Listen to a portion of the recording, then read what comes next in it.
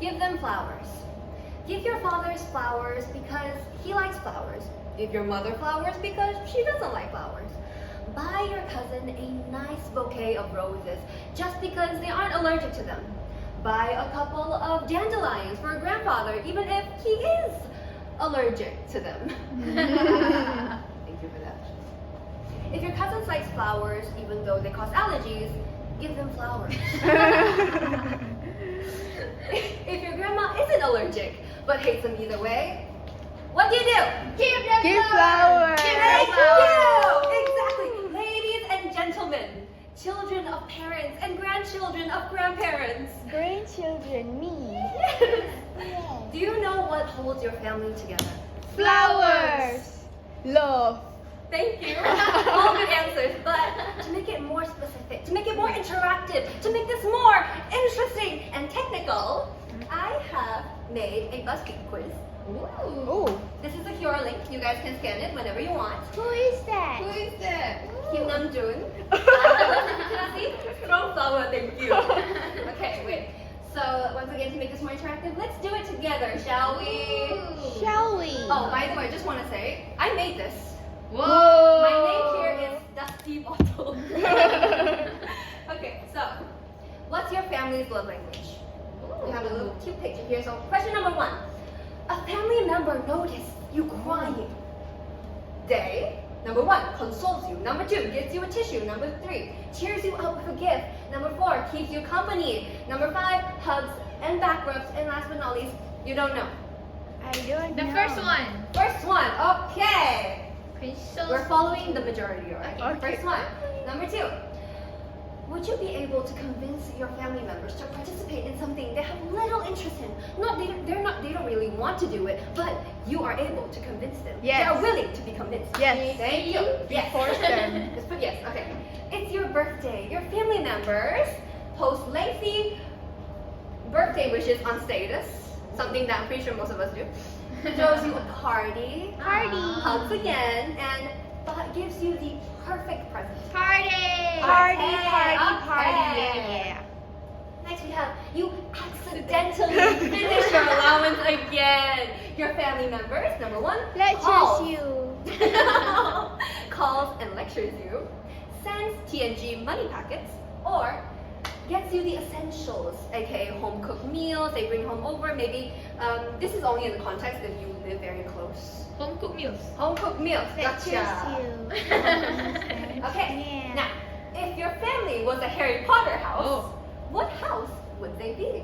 Number 1, Ravenclaw, the smart one. Number 2, Hufflepuff, the kind one. Slytherin, the mean one. And Gryffindor, the brave one. Or, what's a Harry Potter house? Gryffindor. maybe. Gryffindor. Hufflepuff. Hufflepuff. Alright, we need a tiebreaker. Kat, what's the tiebreaker? Gryffindor or Hufflepuff? Let me see. Your family. Maybe Hufflepuff. Hufflepuff, gotcha. Yeah. Finally. Hufflepuff. And then it's a weekend. What do you see your family doing? You open your house, you came back home. Mom, Dad, I'm home. What do you see? Do you see nothing or do you see something? Something. Something. Okay. Something. Now, okay. Now moving on. What would your family like? Number 1, a handwritten card. Number 2, finished house chores. Number 3, functional presents. Number 4, a nice chat, hugs, or you don't know. Chores. Chores. Yeah. Trying to be done. Functional family, I see. Chores. All right. Now, last but not least, which picture describes your family action of you coming back from the dead? Jojo. Jojo, coming to fight you, coming to challenge you, or aw. Jojo. Okay, no aw. Now, Whoa. ooh. As you can see, the results are very, very fast. So, according to all of your pollsters now, active service. Okay, gaming time is done. Moving back to Kim Nam Kim. Kim Namjoon. Namjoon. moving back to the presentation. I hope that caught all of your attention. Now moving on. So, now these are just a few examples of love language between parents, right? There is also just now it was active service. Yeah. There's also gift giving. There's also words of affirmation, physical touch, hugs. There's a lot. So, To put it more specifically, maybe what binds your family together is a specific hardworking person, right? Or maybe it was a caring stranger, perhaps. Well, for me, if y'all haven't noticed yet,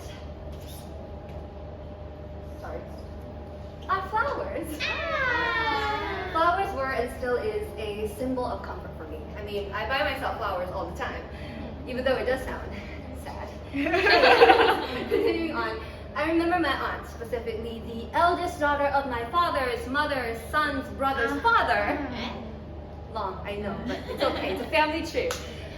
She gave me a very nice, cute little bouquet of glittered roses at my kindergarten graduation.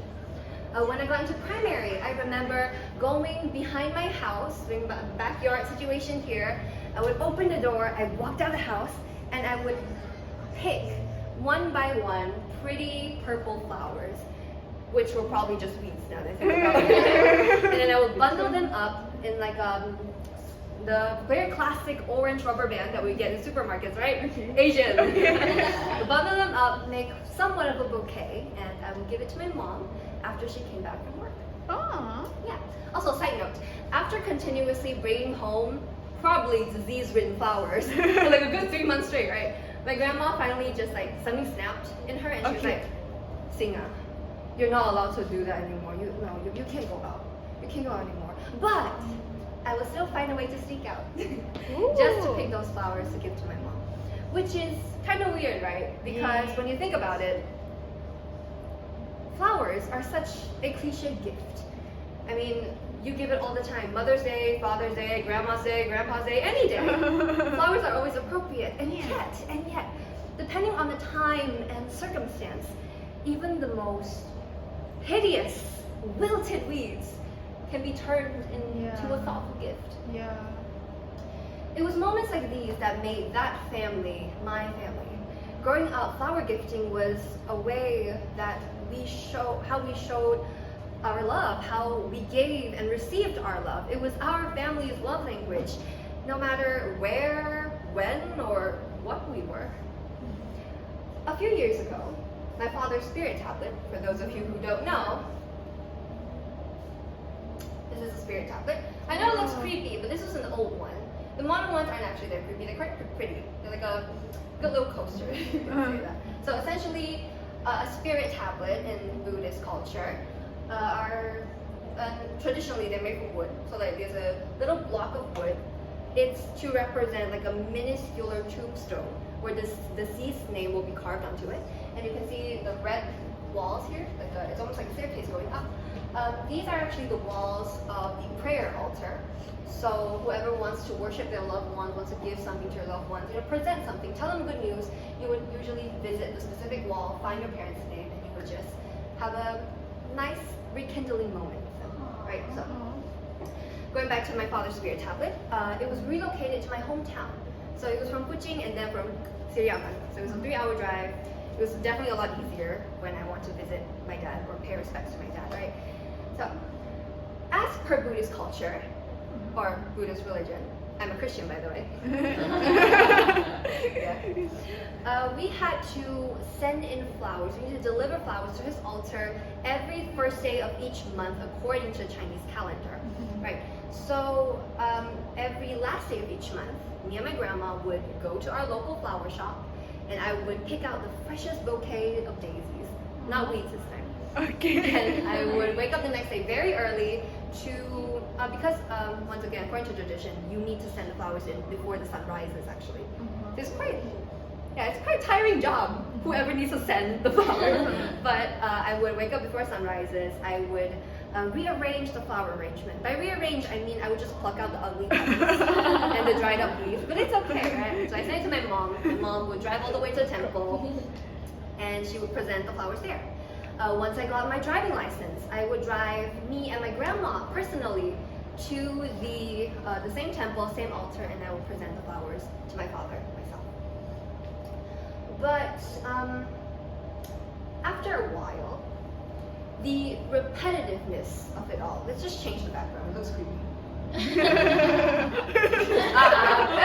Okay. So, after a while, the repetitiveness of it all, just the whole process of driving back and forth, the repetitive process of picking the same flowers every single day in the same flower shop, really started to drain me, right? It started to make me feel kind of, I didn't want to do it anymore. And before I knew it, just as how the weeds that grew in the back of my garden, I too wished to grow out of this cycle of constant mourning. And before I knew it, I started to think the whole thing had become meaningless and empty.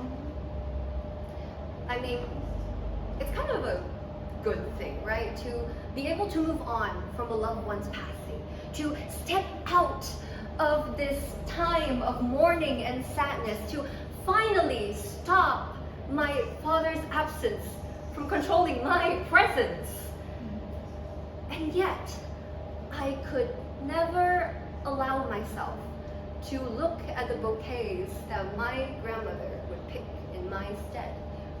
Because, to me at least, by not giving my father flowers, it felt as if our relationship as father and daughter had too became meaningless and empty. So when the guilt got too heavy, I went to ask forgiveness from the woman I knew that loved my father the most. To which my grandmother replied, "You are his daughter as much as he is my son. There is nothing to forgive." Ladies and gentlemen, I'm sure most of us have felt this type of weight before. A special type of guilt that makes us feel ungrateful or spoiled. A type of pain that you try to cover up with anger and just a rush of adrenaline. The happiness, the pride that you get from talking back to your elders. Talking back to your elders, but never enough to motivate us to do any better. All around the world, the bonds of families are tested after sibling rivalry, during in-law fallouts, even after disagreement with parents. But families don't just stop loving each other, just as no matter how much we say we do, we don't stop loving them too, right? After all, a troubled family is still a family. After all, a dysfunctional home is the best home we've got. So, everyone, starting from today, let's not insult our family's love towards us or our love to our families by saying that it was a matter of convenience. Because in reality, their forgiveness that is as strong as the bond that ties that whole family together shouldn't be belittled. So ladies and gentlemen, starting from today, give them flowers. Give your father flowers because he came home. Give your mother flowers because he hasn't. Give your cousin flowers because they survived the education system. That was for my baby sister, 19 years after. Give some flowers to your grandpa even if he hasn't. That was a true story. Buy your cousin some flowers because they're here. And give some flowers to your grandma even if she isn't. Because at the end of the day, it's not because they're family, but it's because you're family. So, thank you everyone.